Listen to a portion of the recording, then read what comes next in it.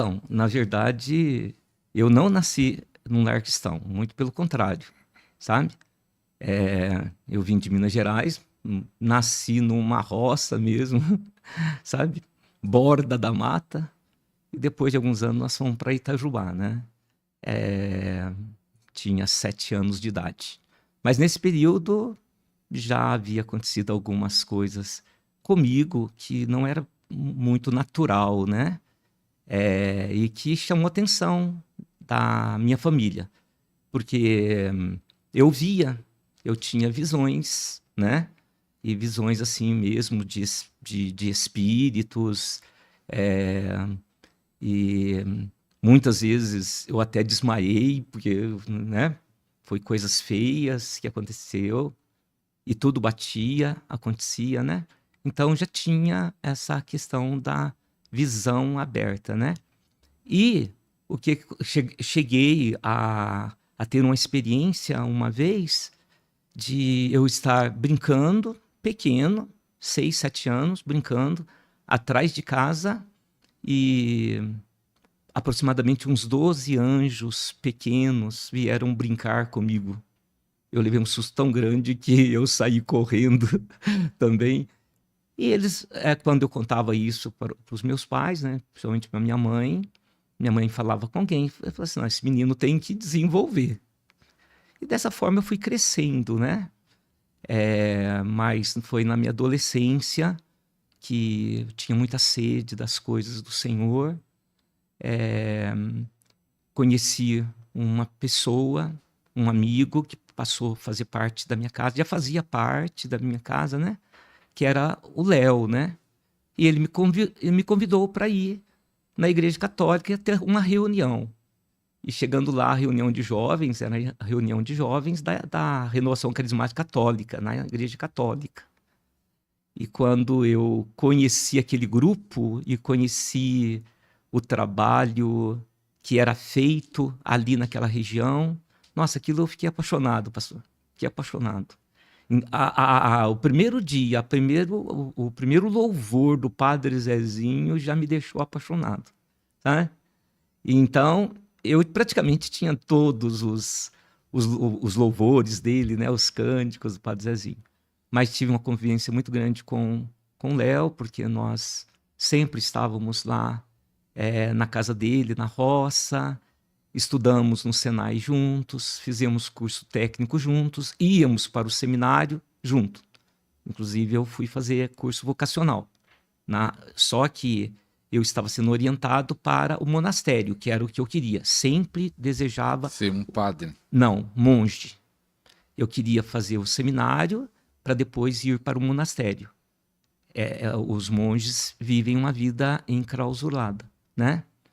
Já o Léo queria ir para o seminário para ser padre mesmo, né? E se tornou um padre até conhecido no E Brasil inteiro. realmente tornou-se um padre e ele teve uma abrangência muito grande até a nível de nação, né? Trabalho muito grande que ele Padre Léo, fez, muito conhecido, muito muitos livros. conhecido, muitos livros, estudou também na Pontifícia Católica de Roma, né? É, e só que quando eu terminei o curso técnico, eu resolvi vir embora para São José. Ele continuou a caminhada dele, né? Ele foi, se não me engano, para Santa Catarina fazer o curso no seminário e eu vim para São José dos Campos. Isto há 44 anos atrás, né? Faz 44 anos que eu moro em, em São Paulo, aqui em São José dos Campos, né? Daí eu vim para cá, aqui fui trabalhar na primeira indústria, que foi a General Motors, né? E ali eu conheci alguns amigos, né, na minha área que me orientaram, começaram a conversar comigo e me mostrar, eram evangélicos e dentro da minha necessidade, do momento daquele momento que eu estava passando na vida, eu estava precisando daquilo, eu necessitava daquilo. Mas já há muitos anos eu estava sendo evangelizado. Só que, muitas vezes, pelo conhecimento que eu já tinha aprendido na Igreja Católica ali, pela renovação carismática, o que falavam para mim era tudo que eu também já estava sabendo. Né? E perguntar por que eu tenho que aceitar Jesus se eu sirvo Jesus? Né? Se eu já sirvo Jesus, eu tenho que aceitar Jesus? Como assim? Então foi muito difícil, sabe? Essa transição. Foi necessário o Senhor levar eu para o fundo do poço, sabe? Aqui em São José, para me dar um passo de fé. Até que foi numa das reuniões, me convidaram, vamos na igreja, sabe? E eu fui a uma igreja em São José, quando o pastor fez o apelo, né? Eu simplesmente fechei os olhos e falei, ó Jesus, ó Senhor, eu vou para frente, seja o que Deus quiser, faça a obra. Simplesmente falei isso e fui para frente. A partir dali, mudou tudo, né? Mudou tudo, mudou a minha vida completamente, tanto em questões aqui em São José, como com a minha família também em Minas Gerais. Porque era inaceitável para eles, católicos tradicionais, né? Eu ainda com a intenção de ir para o seminário, deixar tudo isto para tornar evangélico. Naquela época, alguém tornar-se evangélico, sair do catolicismo, em Minas Gerais, era algo que era inaceitável. 40 anos atrás. 40 anos atrás. E a cidade pequena, e eu era conhecido na cidade toda, né? Porque era líder, né? Líder da renovação carismática, né? Conhecido de todos os padres, tanto de Itajubá, como das cidades circunvizinhas, e até do arcebispo de Pouso Alegre, porque eu era professor de crisma. Então, eu encontrava com o arcebispo na época de crisma.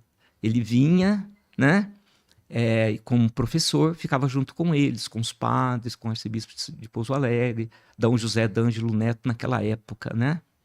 Foi maravilhoso esse período, aprendi muito, porém ainda não estava dentro do chamado, dentro da visão da salvação, né? Eu somente fui conhecer a Jesus como realmente a partir do momento que eu entreguei a minha vida para Ele, né? Entreguei o meu coração para Ele de uma vez. Como seus pais fizeram? Brigaram com você? Ele repreendeu? Sim. O que eles falaram? Na verdade, era minha mãe, né?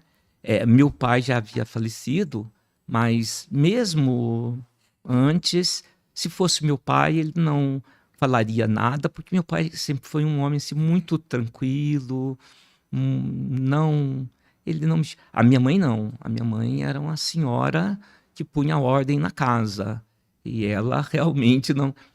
simplesmente eu fui expulso de casa levando lambada de vassoura na costa. Eu fui expulso mesmo, literalmente, literalmente, assim, não volta nunca mais em casa. E foi nesse período que eu vim embora para São José dos Campos, né?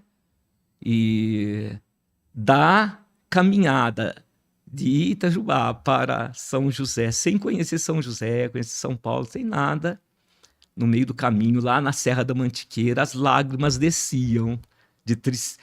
Desciam porque eu ia entrar num novo mundo, num mundo desconhecido, sem saber de nada. Sabe? Eu vim com a mala, com uma bolsa, na verdade, com algumas roupas, com pouco dinheiro para viver em São José. Olha só. E chegando em São José, não conhecia o cenário político da época, não estava inteirado sobre o cenário político. E na época, o cenário político da época, principalmente na economia, estava devastada. E o desemprego em São José estava muito grande. Diferente do que que eu tinha ouvido falar há 3 anos antes. Porque em 88 estava muito bom, principalmente nas áreas que eu trabalhava, sabe? Que eu formei.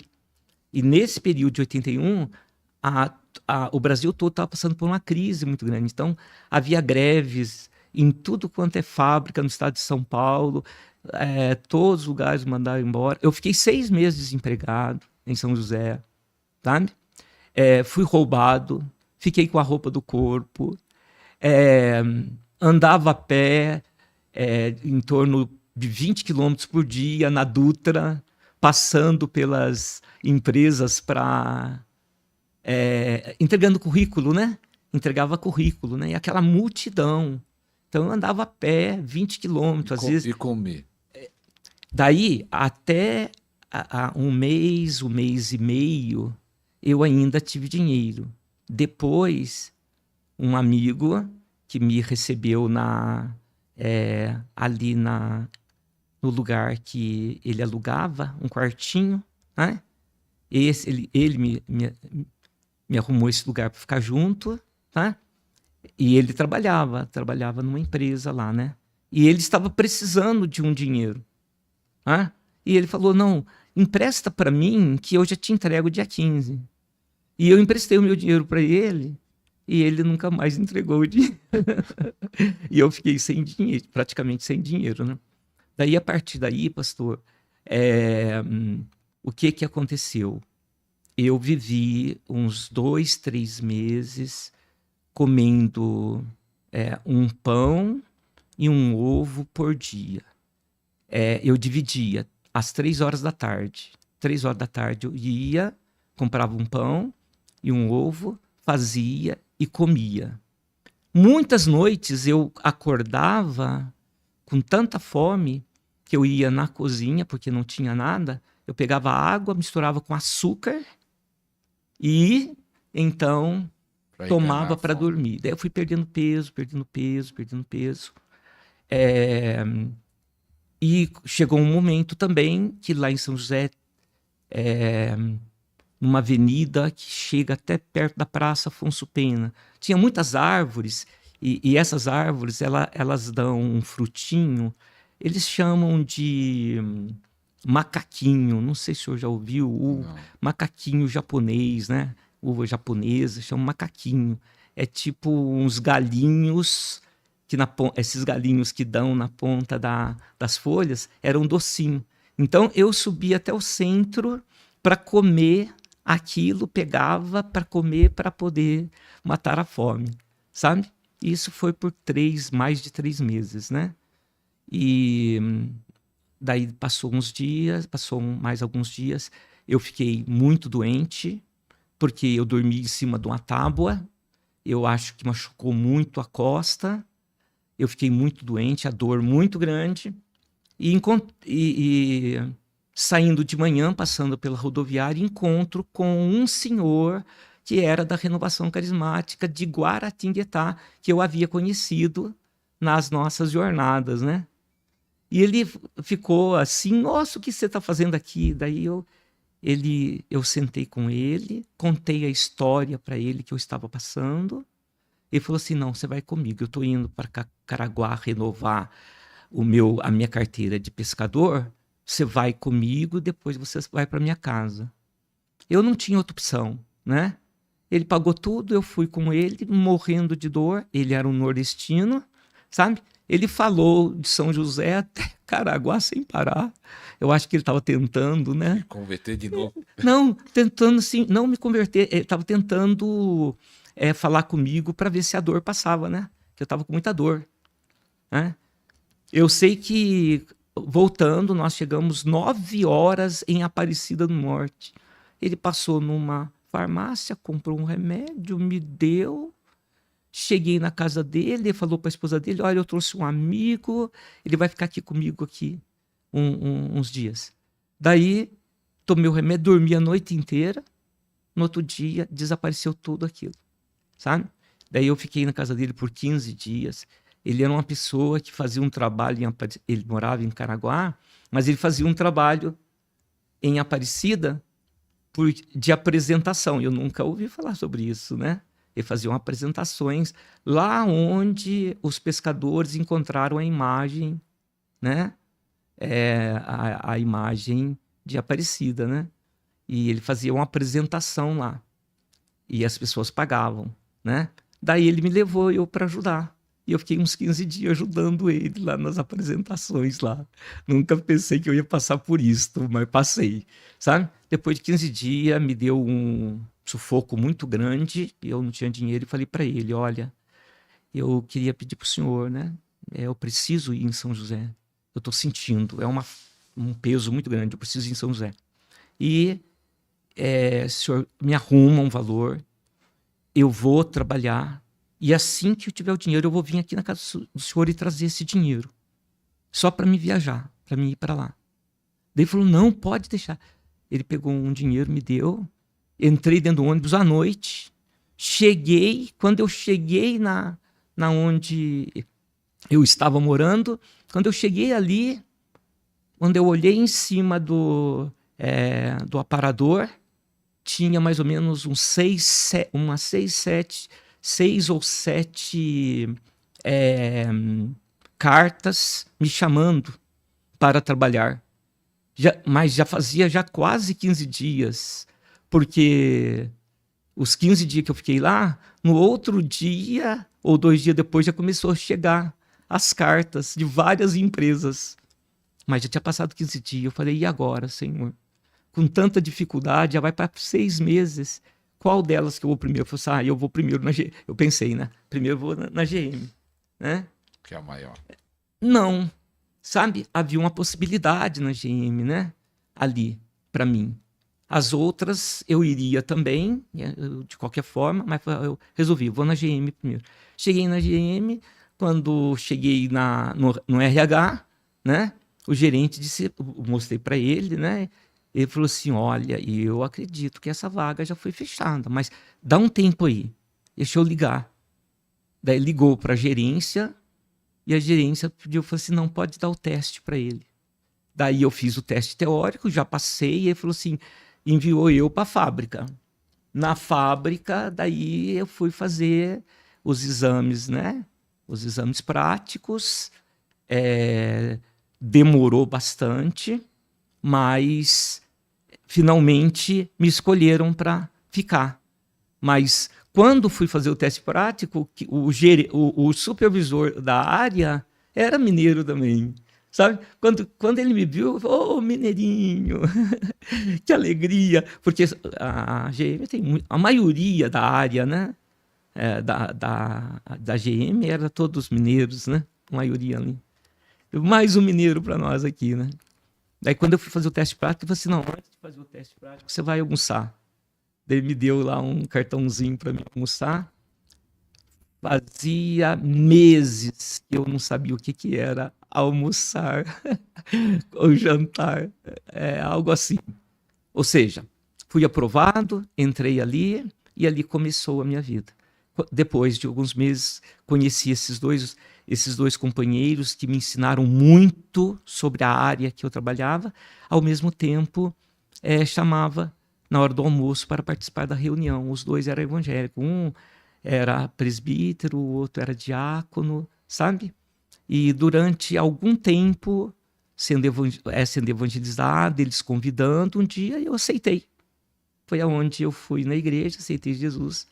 Mas quando eu voltei, foi aquela luta, né, tremenda. Mas daí eu fiquei praticamente 1 ano e meio sem voltar para casa, sabe? E depois de 1 ano e meio que eu retornei, que nós começamos novamente, mas eu nunca deixei de depois continuar ajudando, porque sempre ajudei, sempre trabalhei, ajudei dentro de casa, continuei ajudando. Eu já estava namorando na época, minha namorada na época é minha esposa hoje, né? Também tinha formado no mesmo colégio que eu formei, no colégio técnico, né? E casamos, né? Tivemos a nossa primeira filha, né? E já estava na igreja trabalhando. E com 3 anos na igreja, eu fui consagrado diácono, né? Amava tudo que estava sendo feito, tudo que fazia, e os pastores caminhavam junto com a gente, cuidava da gente, aprendi muito, sabe? E da GM eu fui para uma outra indústria que me chamou, oferecendo o dobro do que eu ganhava na GM, né? E assim foi. Eu fui para essa empresa, que era uma empresa bélica, né? Chamada Avibras. Eu fui para uma área restrita, que era a fabricação do míssil. Então ali só entrava gente. Era um lugar bem fechado. Ninguém entrava lá, a não ser os funcionários, né? E ali eu comecei a fazer a faculdade. Passei pela própria empresa para fazer faculdade de engenharia nuclear, né? Mas 2 anos depois houve um problema sério no Irã, no Iraque, né? Onde o governo do Iraque não pagou a Vibraz teve que fechar, mandou todo mundo embora. Fiquei desempregado, né? Mas quando fiquei desempregado, eu fui daí o pastor, presidente da igreja, me chamou, porque um pastor que tinha vindo de fora, do outro país, estava dirigindo uma igreja em Minas Gerais, e depois de 3 meses, ele faleceu com câncer. E o pastor presidente me chamou, né? E disse assim: irmão Cláudio, nós te chamamos você aqui. Se você tem desejo, se você quer ir dirigir a igreja lá em Minas Gerais, no lugar do Jair, do pastor Jair, sabe? Nossa, aquilo para mim foi extraordinário, foi maravilhoso. E daí o que aconteceu? Eu aceitei, mas aceitei sem ver o lugar, né? Eu tinha 26 anos de idade, quase 26, 26 e meio, 27 anos, né? A minha filha tinha 2 anos e meio, né? Quando eu chego na cidade, lá, eles me propuseram um salário bem inferior ao que ganhava, né? Larguei tudo na cidade, larguei tudo para ir para lá, para tocar a igreja. Chegando lá, eu encontro 8 pessoas na igreja. Todos acima de 70 anos. E eu com 26 anos. Olha só. E para cantar o cantor cristão ainda, né? A harpa cristã ali, sabe? E interessante, pastor, que tinha um pastor, um irmão que era um presbítero. Ele tinha 80 e poucos anos, tinha 1,90 m mais ou menos. E ele morava no alto da serra. E eles vinham a pé e voltavam a pé. E ele vinha com um violão, sabe? E foi interessante essa época porque todos os hinos, olha, vamos cantar o hino 360 harpa cristã. Irmão, pode começar a tocar. E ele começava a tocar, sabe? Mas ele usava uma nota só, sabe? Ele só sabia fazer o dó. Os 500 e poucos hinos, ou 600 e poucos hinos, ele tocava tudo com o dó. A gente relevei isso aí. E as pessoas de 60, 70, 80 anos, a linguagem que eu estava usando não estava atingindo eles, porque eles não tinham noção. Eu estava usando uma linguagem que eu imaginava, né? Mas ali já começou a acontecer coisas maravilhosas, Já sabe? começou a acontecer curas. Inclusive foi um que eu me lembro, foi um rapaz, todos trabalhavam em roça, tá? Todos trabalhavam em agricultura. E eu estava vindo para São José e chegou uma notícia que esse filho de uma das irmãs havia sofrido um acidente. E daí eu passei lá na casa dele. Quando eu entrei, uma casa de sapé, muito velha, né? E quando eu entrei no quarto, aquele quarto bem escuro, ele havia pisado em cima de uma enxada afiada e cortou o pé de ponta a ponta. Estava com uma febre altíssima, sem recursos, sem hospital, sem dinheiro para levar para nada, tá? Daí eu peguei, entrei lá, cumprimentei ele e orei. Orei e ungi, sabe? E vim embora para São José dos Campos. Cheguei em São José dos Campos, fiz tudo que tinha que fazer. 2 dias depois voltei. Tá? Quando eu voltei, o moço já tinha levantado, já estava sem febre, já estava andando, e houve só a recuperação do machucado, da ferida, né? do corte. Logo restabeleceu. Mas ali foi uma grande experiência, foi 2 anos. A igreja central sofreu uma divisão muito grande, trouxe todo mundo de volta. Nós ficamos sem receber durante muito tempo, né? Passamos necessidade, muita necessidade. Os irmãos da igreja que trabalhavam, tinha semana que trazia repolho. Era um saco de repolho. Pastor, repolho para você. Daí, cada dia era um tipo de repolho. Tá? Repolho frito, repolho cozido, repolho de qualquer jeito. Outra semana trazia abóbora. Às vezes, teve um dia que trouxeram até um frango. Sabe? Mas a gente não sabia nem como fazer. Deve ter que chamar o irmão Zezinho. O irmão Zezinho, me ajuda aqui. Daí ele fez, melhorou. Mas quando, no finalzinho, apareceu 3 pastores, o pastor presidente, o meu pastor, que era pastor da congregação que me indicou, e o outro pastor, tá, da velha guarda, todos da velha guarda, 40 anos atrás, todos pastores. Chegaram, entraram, cumprimentei todos, entram aqui, tal. Daí, eu falei para eu conversando, né?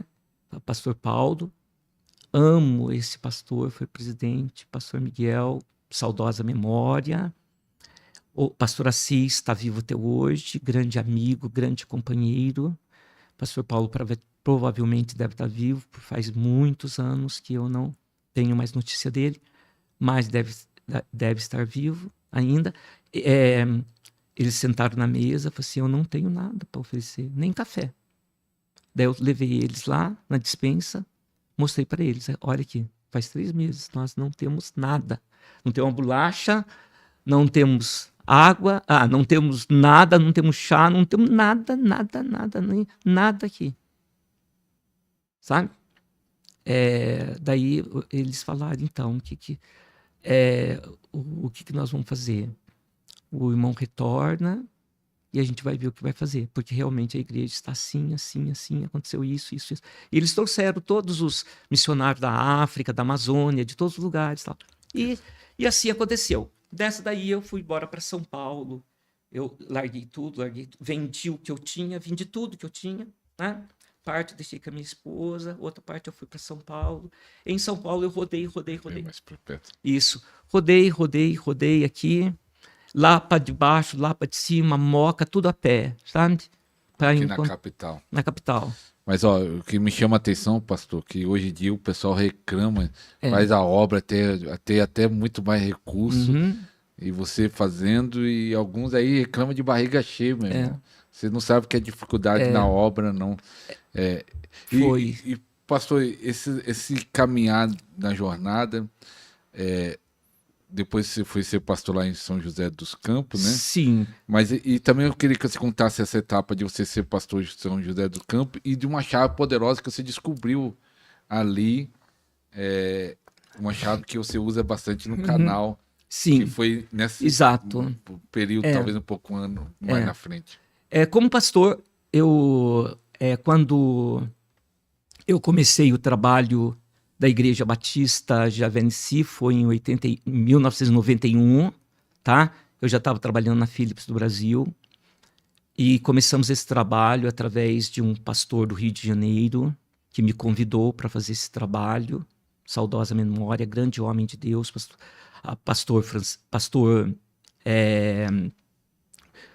Batista, João Batista. Ele me convidou, pastor Figueiredo, fundador da Igreja Batista Monte Gerezim, em Niterói, Rio de Janeiro, sabe? Um grande homem de Deus.